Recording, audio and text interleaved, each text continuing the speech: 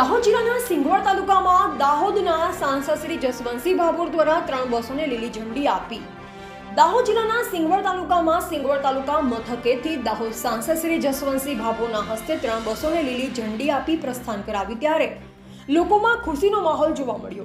જેમાં દાહોદ સાંસદ શ્રી જસવંતસિંહ ભાભોર, જિલ્લા પંચાયત સદસ્ય નારસિંહભાઈ પરમાર, પૂર્વ તાલુકા પંચાયત સભ્ય કરણબાબા વણઝારા અને એસટી વિભાગમાંથી TDO Wilson Sangala, state officer Vijaybhai Rathwa, depot manager Shantilal Patel હાજર રહ્યા, જેમાં પીપલોદ રંદીકપુર, પતંગડી, નવાગામ, બારિયા, પીપલોદ, સંજલી બારિયા અને સંજલી પીપલોદ બારિયા આમ 3 બસની સુવિધા ઉપલબ્ધ થતા લોકોમાં આનંદ જોવા મળ્યો।